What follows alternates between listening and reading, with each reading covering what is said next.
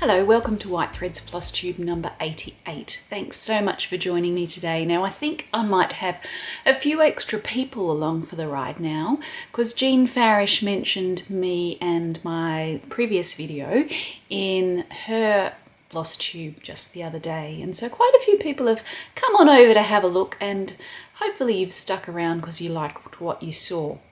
So what can I tell you about what you're going to find here? Obviously, you're going to find little how-tos like I did the other day about thread twist. I often talk about pieces that I have embroidered myself that I've designed. So I'll show you one of them and talk about it.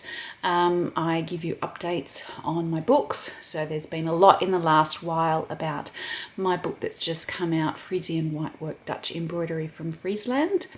So yeah, lots of updates about that sort of thing. And I talk about just embroidery in general.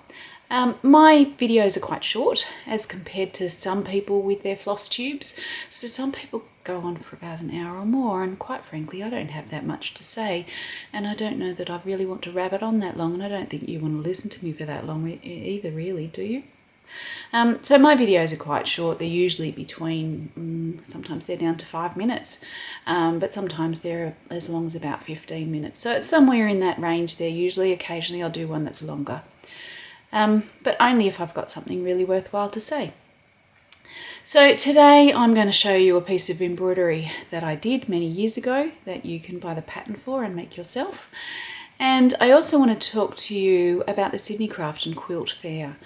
So each June I exhibit at the Sydney Craft and Quilt Fair. Now, us being in July, that should have already happened, but it didn't, because it looked like Sydney, where the show is held, was about to go into lockdown, and it did. So it was postponed until the 1st to 5th of September.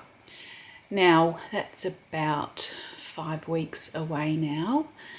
And given the numbers of cases each day that they're having in Sydney, I don't think it's going to go ahead. I think it will either be postponed or cancelled for this year and maybe put off to next year. Now, that isn't what any of us want, because last year's was postponed to this year. Basically, you could say that was cancelled, which was really disappointing. So we missed it last year, and I think there's a very good chance we're going to miss it this year. If it does go ahead, I will do my very best to be there if I consider it to be safe. Like, I plan to be there unless I don't consider it to be safe. I live in a very small country town where we don't have great health services here. We haven't had any COVID here yet, and no one wants to be the first person to bring it to Walcott, which is where I would live. So if I don't consider it to be safe for me to be there, then I won't be there. But other than that, I will be there with bells on. I've got so many fabulous things to show you. I really want to be there, and I love meeting with my customers, and I love meeting with people that I can talk to about embroidery, and it's really my one big opportunity to do that each year. So I missed it last year. I really don't want to miss it this year. We'll just have to see what happens. We don't know. Expertise Events that runs the show just try their hardest to make wise decisions based on the fact that they have a business to run, and people like me also have a business to run, but they don't want to put anyone's health at risk. So they are making as wise decisions as they possibly can. So we're just going to have to see what happens in the next few weeks and see what decision they make about that. However, if it doesn't go ahead, and perhaps even if it does, like if it's postponed but doesn't go ahead on those days, which I really don't think it's going to, then I want to be able to offer you something else instead. And I've been throwing this around in my head for a little while now, the idea of doing some sort of online event in lieu of that show, or in addition to, if it gets postponed to later on in the year. The further on through the year that we're getting, the closer we are to you wanting to start your Christmas stitching, and I've got some things that you might like to make, but if I haven't released them yet at the show, then you don't even know about them. So I've been considering doing an online event which I would make as much like a show as I possibly could. So I know it's never going to be the same as coming and seeing my works in person and having a chat to me, but if we're not able to do that, then we'll do what we can instead. So what I've been thinking is, well, what are the things that you get out of coming to see me at a show? And the first thing that you would get out of it is being able to have conversations with me. And I love having conversations with you. I love talking about embroidery with people. I love hearing about what you've been making. I love sometimes even seeing what you've been making.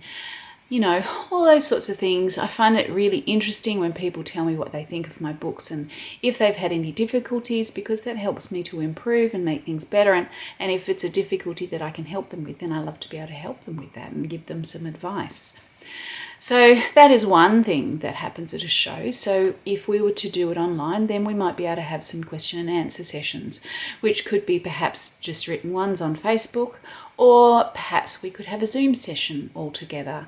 I'm not quite sure how that might work, but you know, it's something that I'm thinking of. The second thing that I think you get out of coming and visiting me at a show is that you get to see all of my work. Well, not all of it, because that would be way too much, but all of the work that I have on display.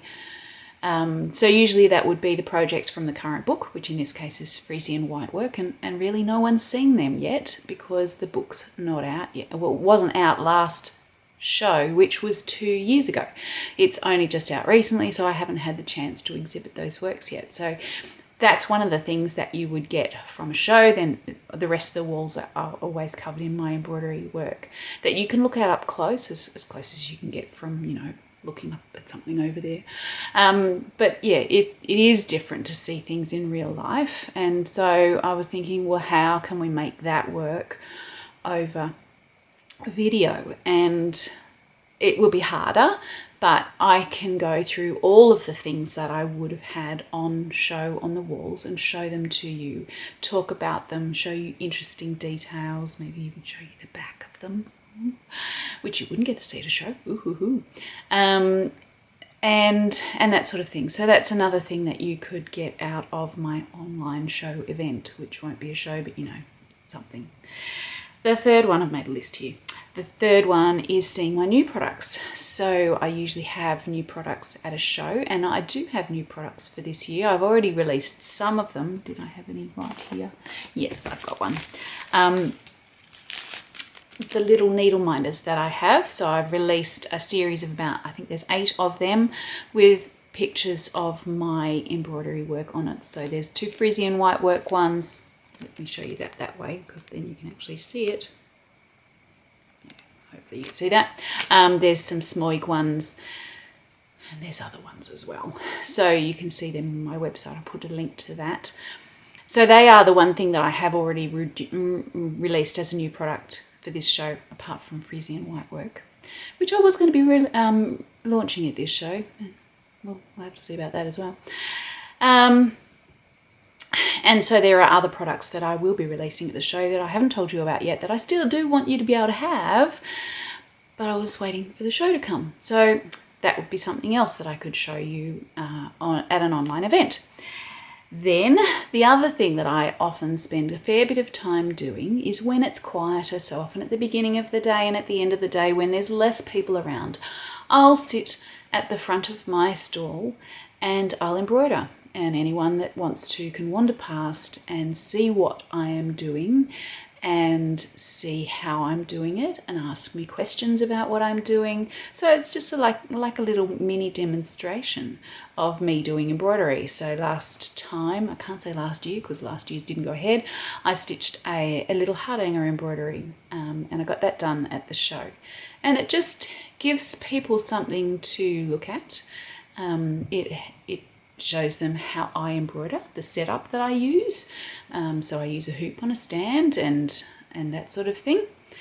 And so that can be interesting for people too. So we might be able to have some sort of thing, maybe a Facebook Live, is there a YouTube Live? I don't know, something like that, where I sit and embroider and perhaps you can ask me questions about what I'm doing. I really don't know how these things are going to work yet, but I'm just throwing out some ideas for how we could make this a thing that would mean that the show doesn't just disappear to nothing.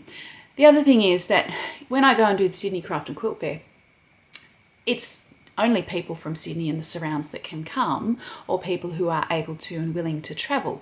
There are many, many of you who are nowhere near Sydney and would never have a hope in hell of getting to Sydney. And so this would mean that you could take part in it even though you can't come to the actual in-person show. So it means that it opens up a whole new audience that have never been able to go to the Sydney show before. So, you know, if this was to work out, if we did get it happening and you enjoyed it, then it could be something that I continue to doing, assuming that it doesn't take me way too long. Because I do think that this is going to be a heap more work than me setting up for the show and being there for 5 days and then coming home again. Because I'll have to make lots of videos and things like that and edit them, and it always takes time. But, you know, it's something that I'm looking at. So I'd really like to hear from you what you think about these ideas, whether you've got any other ideas for how we could make it happen, what you'd like to see from that sort of thing. That'd be really helpful. So you can comment below the video if you're on YouTube, if you're watching this, like if you've come to this through my blog emails that are sent out to you, then you can just reply to the email. You can go to my blog and comment there. You can comment on my Facebook page. You know, contact me in any way you want to, and just let me know what you think of the ideas, and if you've got any other ideas that might make this even more fantastic, or fantastic to start off with. It might be a huge flop, but we won't know until we try. So that's that. Now, the other thing I wanted to show you today was my little needle case. This is my needle case that I made probably, I don't know, well over 10 years ago. It was actually a class that I taught originally, and it went really well. So it's based on a traditional Hardanger band, as you can see. So it runs like that. I've worked mine in colour, but you could work yours in white on white, or you could work yours in different colours. So this is available as a pattern, and it has all of the colour scheme written up in the pattern so that you can make the same thing. In the inside, we've got a pocket here, so they are right for putting, do I have any needles? No needles handy. You could put a pack of needles in there, and there's a pocket at the other side as well. You pack it in there too. And then in the middle, we've got the doctor's flannel, which has got all of my needles, and you can see that's quite a mess, but that's my needle case. So I have always loved using this needle case, and I take it with me to classes, and people like it too. So if you would like to make one of those for yourself, I think it was worked on 28 count linen. 28? Yeah, I think it looks like 28. Doesn't look like 25. 25 is much bigger. And with various DMC pearl cottons, and I think there's also some stranded. No, it's all pearl cotton, I think. No, there's some stranded as well.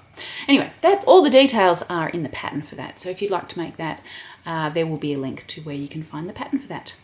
So that's all I have for today. If you're still testing me out and you're not sure whether you want to subscribe yet, then please just hang along for the ride. Otherwise, if you do think you want to subscribe, please go ahead and do that. I love to hear from you. Anything you want to say, that'd be great to hear from you. So thanks very much, and I will see you next time. Bye.